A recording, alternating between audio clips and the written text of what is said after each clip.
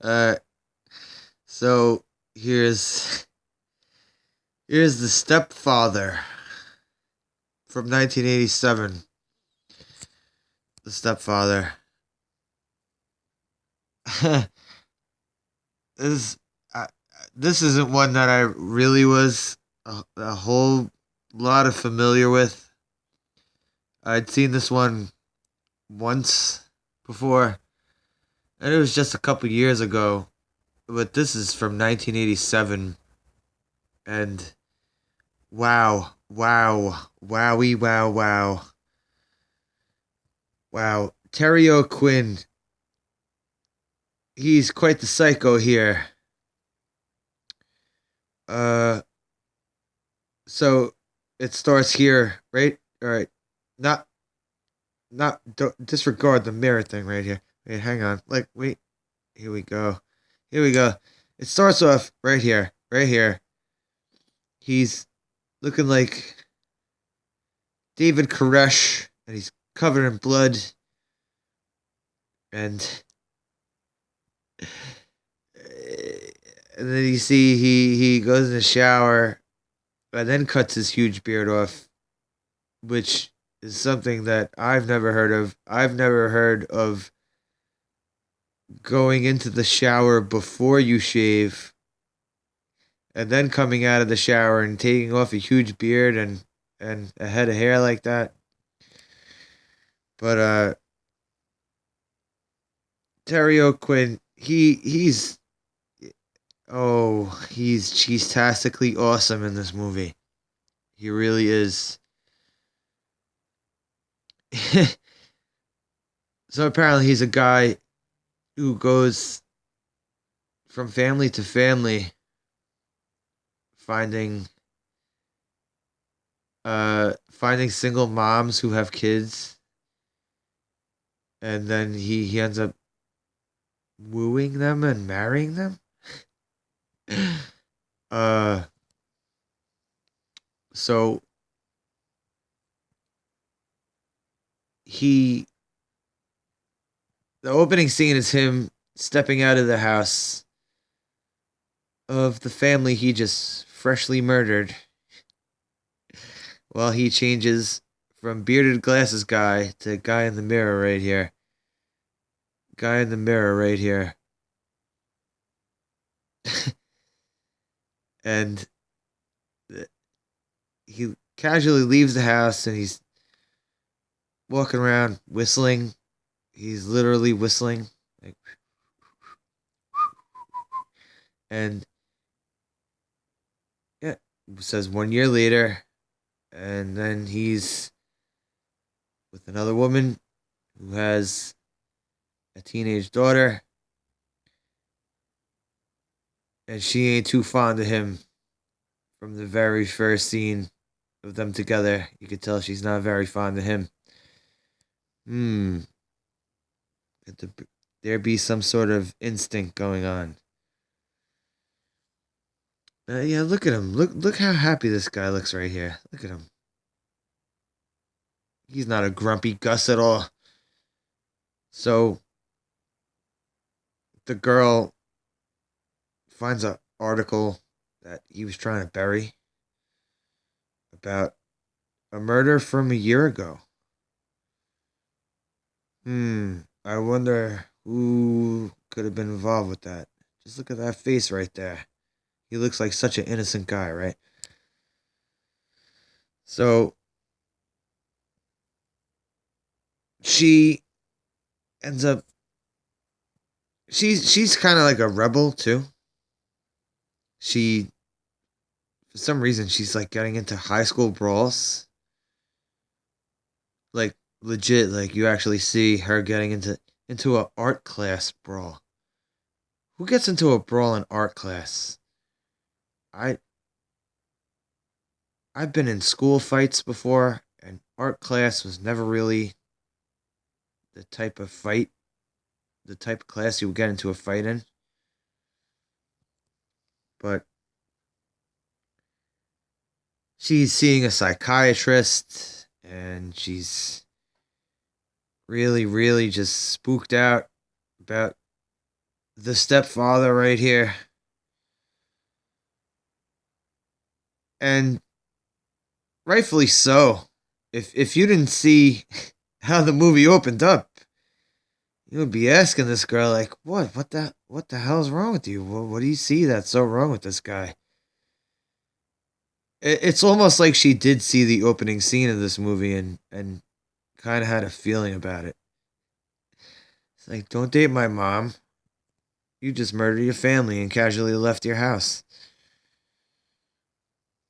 So this guy, he's going from town to town, changing his name and changing his identity and changing his facial hair and changing his hairline and changing the fact whether he has glasses or not.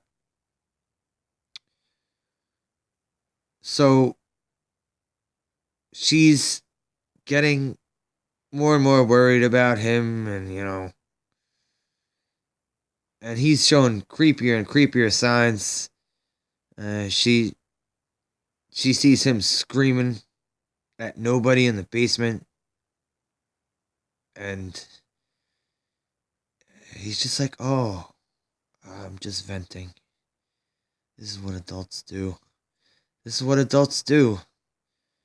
They just point at things and scream at them." So the mom's not having any of that. She's getting really, really upset the more the daughter talks about how creepy she finds him. But she's got a point, though. Just look at him right there. He's he doesn't look like a trustworthy guy right there.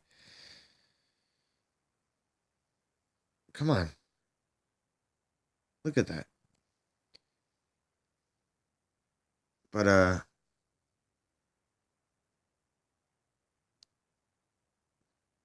I'm not gonna spoil anything again because I don't go into these spoilers. But things happen that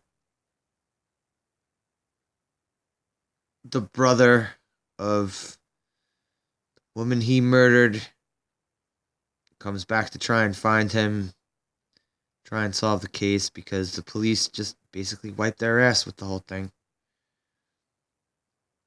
Uh, the daughter's the daughter's psychiatrist. Ooh, the daughter's psychiatrist. He gets involved, and boy, does he get involved because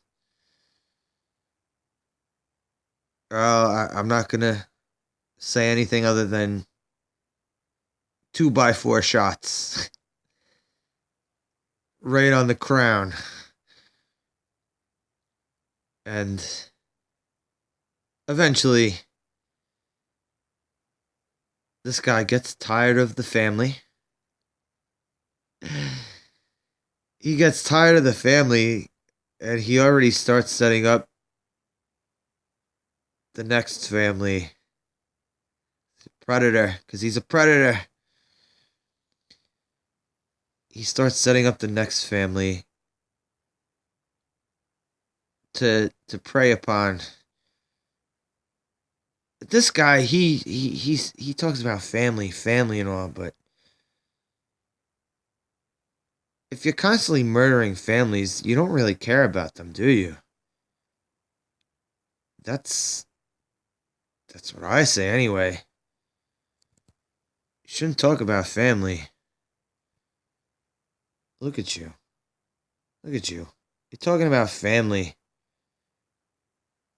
You just go to single moms and murder them and their children constantly. Nah, you're a scumbag. You're just a demented scumbag. But I watched this movie and I didn't even know there was two more Stepfather movies after this. There was two more. How did I not know about that?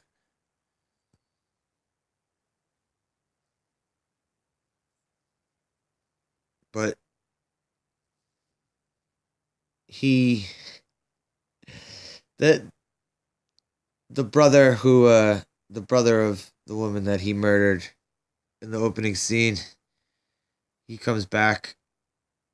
He's trying to like really find out where this guy is. Rightfully so. But that guy, the brother of the murdered wife, he just kind of shows up at the end and yeah, and let's just say it doesn't work out well for him. Here he is. Look at him, all David Koresh looking.